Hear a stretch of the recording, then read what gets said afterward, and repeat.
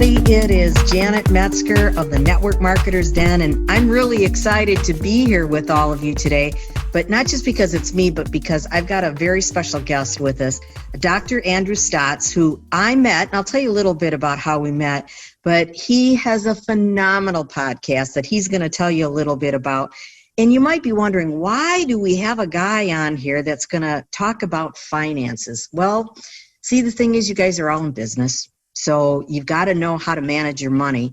And he is, get this, the number one financial analyst in Thailand. Yes, he is from Thailand. We're about 12 hours apart, but we managed to talk. And I love the name of his podcast. He is, get this, the worst podcast host. And I will tell you, he's not the worst. He's phenomenal. But he hosts a podcast called My Worst Investment Ever Podcast. And we met Andrew because you reached out to me. And I was a guest on your podcast. And it was, in fact, it's airing this week. But I was so scared, I have to tell you, because you said, well, if you dare to talk to me. And I'm like, oh my gosh, what's he going to talk to me about? But it was fun. It was informative. I truly enjoyed it. And, you know, this gentleman is truly an expert. Like I said, he's number one in Thailand, and he's written 4 books, and he has online courses to help with finances. Among them, it's called Valuation Masterclass. I'll tell you what, you can tell everybody what that's about, but it's the number one practical valuation of online courses. So talk about having all the creds. This guy's got it. But originally, you're from the States, right? Yep. Where's home for you? Where did you start out here in the States? So first of all, I'll just say thank you, Janet, for having me on your show. And it was also great having you on my show. And I appreciate you sharing your story. And hello, fellow risk takers. My name is Andrew Stotz, and I have a podcast called My Worst Investment Ever. And basically, I have people come on the podcast and talk about their worst investment. And what I would say, to answer your question, I grew up in Ohio. Okay. I moved to California, and then I finished Cal State Long Beach. I worked for Pepsi in Los Angeles, had a corporate career moving up the ladder. And then I threw it all away, sold everything I owned, and moved to Thailand in 1992 when I was 26, and I never left. That's almost 30 years now that I've lived in Thailand. Wow. I know when we tried to schedule our times together, and he said, you don't have any times. I did not realize you lived in Thailand, but that's what's so great about our industry is that, especially in today's day and age, we can do everything online, and it's truly global. So, like I said, you reached out to me and said, if you dare, do you want to just share with everybody a little bit about your podcast? Maybe there's somebody that's listening that dares to talk with you too. So my podcasts, I wanted to do a podcast in the area of finance, and I knew it was highly competitive. And I know that some of your listeners may be thinking they want to do a podcast, and sometimes it can be intimidating, or you think, oh, it's so competitive. But the thing that I've learned over the years is that we have to really come up with our unique selling proposition or our uniqueness. And I love that word, unique. If you go into the dictionary, you find out it's something that really only you can do. And that's a real challenge. So I came up with an idea, and that was to ask people. And so I sent out an email to my list asking people if they'd be willing to share their story of their worst investment ever. And to my surprise, I got 500 written replies. And people told me their stories. And that's when I realized that I had the makings of a podcast. And now I've interviewed more than 400 people on the podcast, and I just keep going. So obviously, if any of your listeners have a doozy of a story, one that, includes, what I've learned, Janet, is, of course, everybody's got a story, number one. And a good story is one that, usually starts off pretty exciting. Nobody's going to go into an investment that's going to become their worst and think, this is going to be my worst. Everybody goes in thinking it's going to be at least good, if not great. Right. So the story of the worst investment ever usually starts in a very positive way. And then it starts to fall apart. And then the emotions get involved. And then the capitulation and giving up. And then later in the podcast, we then go into, what you've learned. And really what I've learned over my interviews of 500 submissions of written stories and 400 interviews is that there's really 6 common mistakes that people make. Okay. And I guess this probably doesn't matter what business they're in, even though most of our listeners are network marketers or home-based business owners. So 6 mistakes.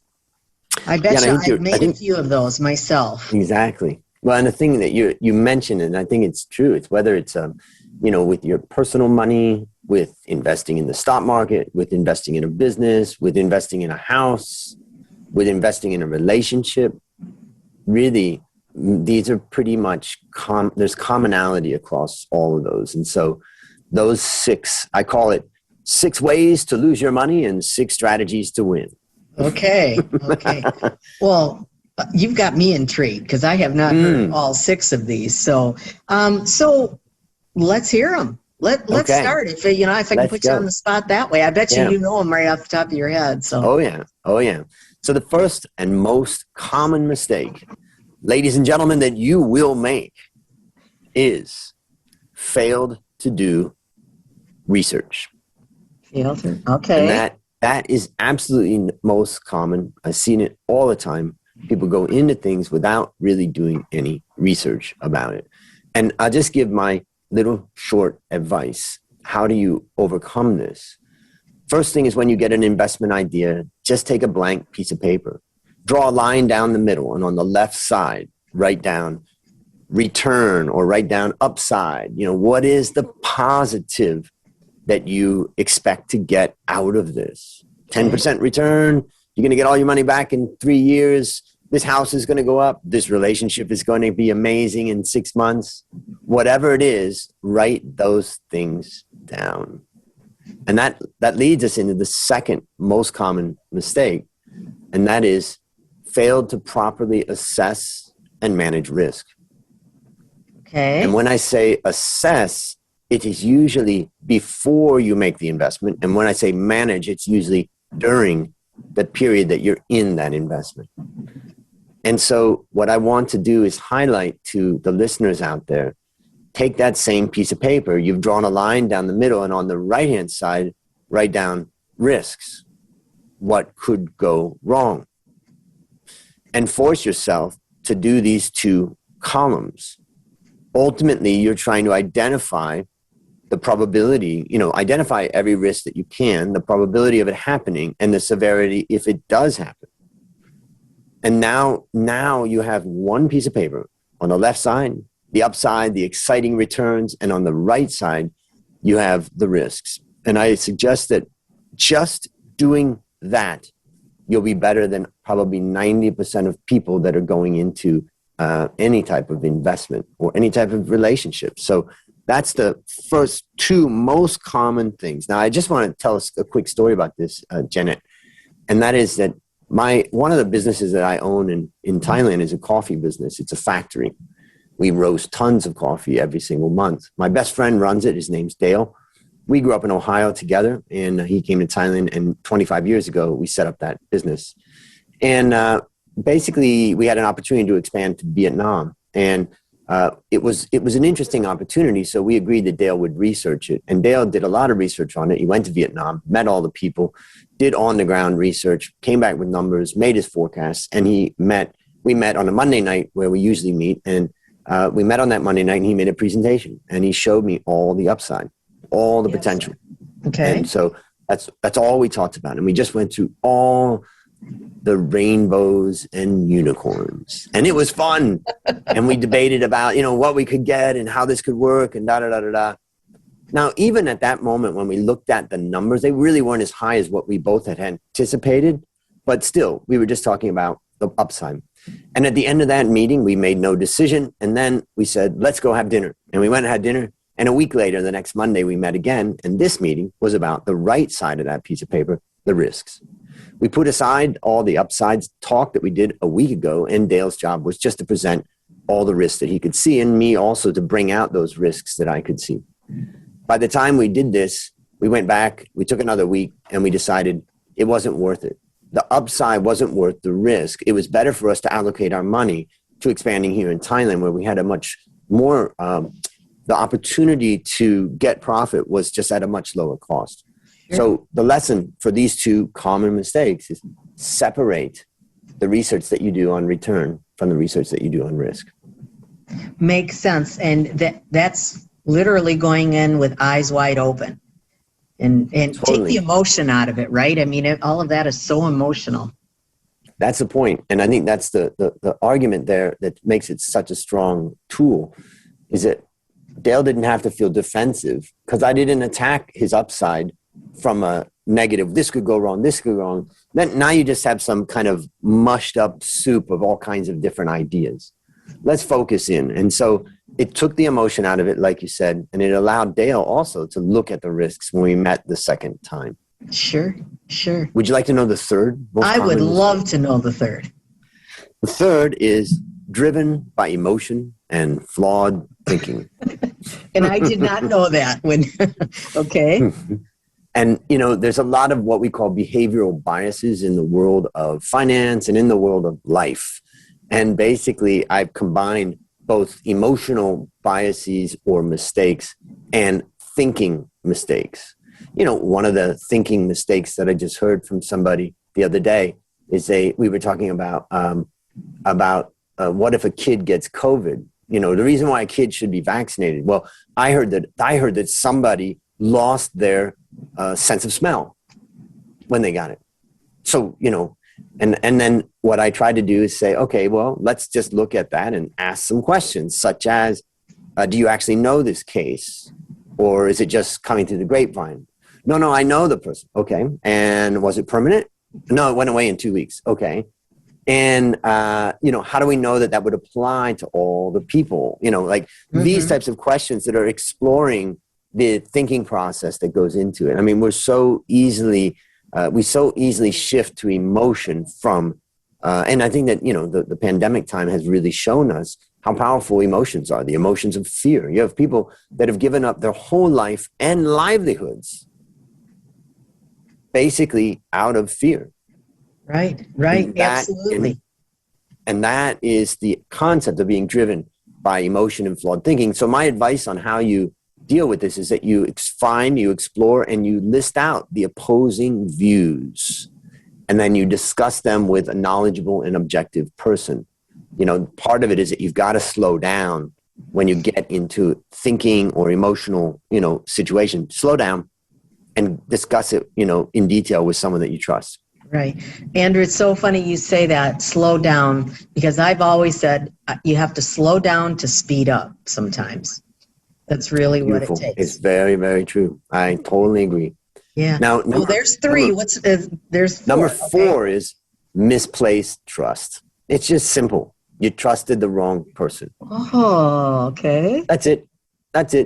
You know, and it's surprising. You know, I think about one of my friends from Pakistan, who was one of my first guests, Ashraf, and he basically is a very smart financial guy. He's also was the head of the CFA, Society of Chartered Financial Analysts of Pakistan, when at the same time I was the head of Chartered Financial Analysts of Thailand.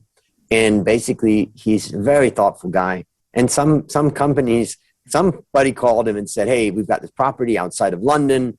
You know, you can buy it for $10,000 that you can put down on this land and da-da-da-da. And within like a week, he had transferred $10,000 to these guys to never be seen again. Sure. And it's just amazing how our guards come down. You know, sometimes people go into a little five and dime type of shop, or they go to a flea market and they haggle. And they'll haggle over $5. But then someone will come along and say, this costs just $5,000 and it's, no risk, no this, whatever. And then next thing you know, they send that money. And so trust is a huge thing. And what I just like to say is you've got to get to know the person you're investing with. And remember, unlike all the books out there that talk about the secret, the shortcut, hacking, there is no shortcut to trust. It builds over time. Right. Well, now that you say that, and I think back to my podcast, That was my that was number 4 was me. Yep, absolutely. Exactly. Okay, so exactly. what's number 5? Number 5, fail to monitor their investment. Many people just put their money with their friend and they're going to do a restaurant or something, and then they never follow it up. And so what I do is I tell people to follow a regular predetermined monitoring process. And let's just to give an example, if a friend of yours was to say, hey, I'm going to start a restaurant, and you like the idea, you like the restaurant, you think it's got a good potential, before you give them that $10,000 or that $100,000, say, look, every Monday, every second Monday of every month, I want to have a 1-hour call with you to discuss what happened the prior month. And you need to set up, before you put any money into anything, you need to determine what is your regular monitoring process, and then set it in place before you put the money in. Because once you put the money in, the person will say, well, I'm busy, and I don't know if I can commit to that. And the other people who put in money, they didn't require me to do that. But before you put in the money. Right. You're spot on. And for network marketers, I'm always constantly preaching that, is you have to have those calls scheduled all the time and check in. So you're absolutely right, because if it's on paper, if you will, if it's in your calendar, it'll happen. If it's not, it's not going to happen. So that's great advice. Okay. Yep. What's number 6? You got me thinking here. 6 and final most common mistake is one that I really couldn't figure out how to classify it. So I decided to put it all into one group, and that group is called invested in a startup company. Okay. And what you find is that there's a huge number of guests that have put their money into startup companies and unfortunately lost it. And what I tell people from this is you've got to start from the reality that investing in a startup company is binary. You're probably going to lose everything. And there's a tiny chance you could survive, and a tiny, tiny, tiny, tiny, tiny chance that you could really make something big out of it. And so if you go in with those odds, the odds is you're probably going to fail, a small chance that you will survive. And that means, go around your neighborhood, look around at businesses that are around.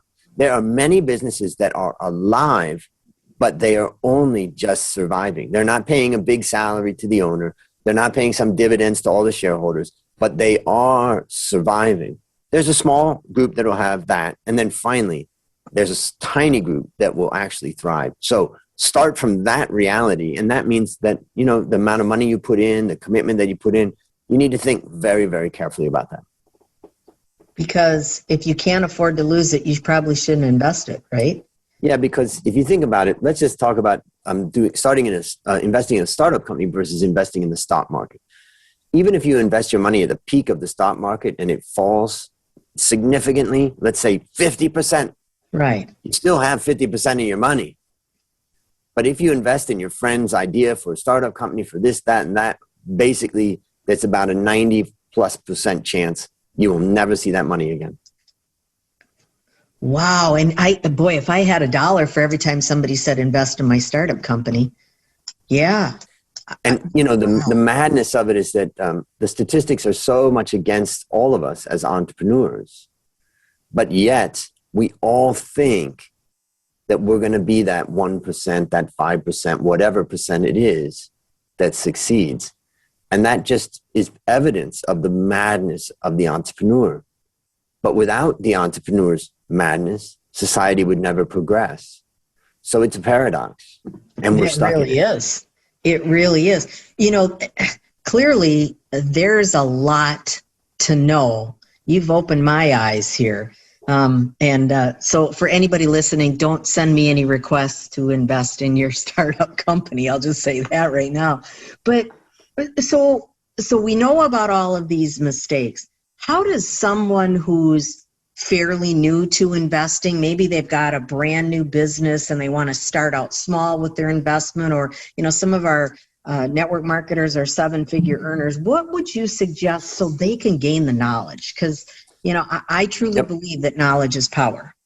Totally. So first of all, what I say and what I do in my business is I help people create, grow, measure, and protect value, or we could also say wealth. And it starts with create. So let's separate these things. Okay. The first one is create. There's two main ways that we create wealth. First way is by starting a business and making a profit. That profit every single month is creating wealth. Mm-hmm. Now, unfortunately, for the majority of people, they may have read a book like Rich Dad, Poor Dad, or something where it talked about how the rich dad was a business owner. This book actually, although there's many good things about this book gives very bad advice. And that advice is be like a rich dad and be like a business owner. But the reality is we've just seen, as I've discussed, the risks are so high in the world of startup that only a tiny number would actually survive. If a financial advisor gave the advice to do something that the high probabilities that the majority of people going into it would lose everything, they would be in serious trouble. So the problem that we have with starting a business to create value is that it's not suitable for everybody. So now let's look at the second most common way, maybe the most common way that people create value, and that is that you have an earnings. Let's say you make $100,000, and let's say that you spend $95,000. Mm-hmm. And in some cases, people spend $110,000. Right. Let's just say you spend $95,000. So you have created $5,000 in value. Every single month, you have created value. Now, let's imagine that you could go to your boss and get a raise, and now you got a raise to 150. Now, let's say you keep your costs the same at 95. Now you have 55,000 in value that you're creating every month. Now, let's say you couldn't get your salary increased right now, but you could figure out how to bring your cost down to 60,000 a month. So now you've created 40,000 of value, the difference between your income, 100,000, and you're spending 40,000. And the result of that is that 40,000 is a creation of value. So first of all, we need to really understand how we create value. Biggest mistake people make in the stock market is they think the stock market is where you create value, but it isn't. The second thing that I talk about is grow value or grow your wealth. And that is when you take that money and you invest it. Now, for me, I keep it pretty simple. Investing in a broad-based ETF or index fund is simple enough for most people that they can then grow their money in the stock market over the next 10, 20, 30, 40 years. And that is the concept of grow money. Finally, there's measure value. And for measuring, I have the Valuation Masterclass where I teach people who really want to learn how to value companies. What is the value of Apple? Or what is the value of my own company, as an example? And then finally, protect your wealth or protect value, I do through the podcast where I teach people that. So separating out, create, grow, measure, and protect value. And I think you're in pretty good shape. I agree. You know, and I always say there is no such thing as you weren't born to be an expert at investing. You know, there's a lot to learn, and to be able to work alongside somebody like yourself that understands it and teaches others. I just know how much is in the checking account. That's kind of like the extent of it. And you have to have that person that you trust. But it makes a big difference if you have the knowledge as well. So you've got a ton of it. And what I so appreciate is that you kind of put it into layman's terms. And that's what people need. What I learned after 30 years now in the world of finance, teaching finance, and, you know, I have different courses and different things, but the key thing that I've learned is that finance is hard for most people. It's confusing. It's depressing, all of that. And so what I try to do is make it as simple as possible. And I do want to give one little tip to any business owners that are out there and young entrepreneurs, and that is, if you could do one thing from a financial perspective that would really help you, please do this one thing. Close your books every month. And most people don't even really understand what close your books means, but that means work with a local accountant, whether you have them in your company or whether you hire them from outside, and say, I want to close my financial accounts every month. And they'll say, oh, you don't need to do that. You know, that you can do that at the end of the year. And no. I just want to make sure that I have that in order. But that's part of what I work with a lot of small companies, startups, and I just help them. My main thing with that is just to help them close their books. And if they can do that on a monthly basis, Then I help them to understand what those financial statements mean. When we say close our books, it means get the financial statements of the company on a monthly basis. And when I say financial statements, I mean the income statement or the profit and loss statement and the balance sheet. Right, because I've worked for Fortune 100 companies, and we always had to do the P&L every single month. Every single month it closed. So that's great advice. I do have one question for that I have been asked by our other listeners. So I'm fairly new and I don't have a lot of money to invest. What would you say to somebody that it hasn't made their millions yet, but wants to work on it? What would you say to them? What should they do? So first step, make sure you have cut your costs to the lowest level that you can. And that allows you to create wealth each month. Even if you're only creating $1,000, $500, $5,000, that is magic. So first of all, cut your costs so that you have as much as you possibly can get each month. The second thing is, I teach it. I have a course called How to Start Building Your Wealth Investing in the Stock Market. For any of the listeners, you can go to my website, myworstinvestmentever.com, and you'll see an opportunity to join my membership. And when you do, you'll get 25% discount on that course.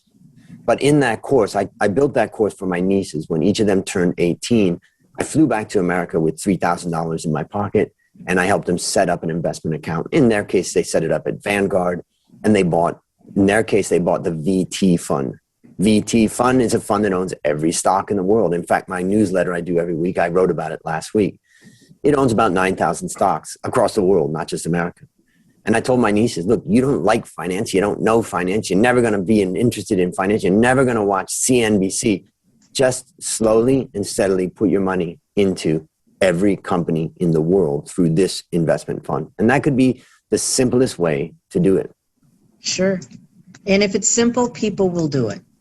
Yeah. If you have to say, well, if the stock market's high, don't do this. And if it's low, do this. And if it's this and that. And if you think that the tech stocks are doing well, move your money to that. And if you think that America's not going to do so well, move your money to Asia. All of those things are massive complications for the majority of people. Whereas when you own a fund that owns basically every stock in the world, you just have what we would call equity market exposure. And that's good enough for my nieces to build their wealth over time. Perfect. And I think that's the key. It's over time. Doesn't happen overnight. So again, they need to tell us your website again that they can go to. myworstinvestmentever.com. How can you forget that? Yes. It's easy. Okay. And then at the website, people can sign up for your newsletter, all of that. And I have done that. And trust me, everybody, it is phenomenal. It is phenomenal. Yeah. You'll see one of those annoying pop-ups and it says, join my membership, and it'll say all the benefits you get. You just put in your first name and your email, and that's how you can join. And if somebody really needs help or they have a horrific story of loss that they would like to share, just go to my About page, click on Contact Me, and that will go directly to my personal email.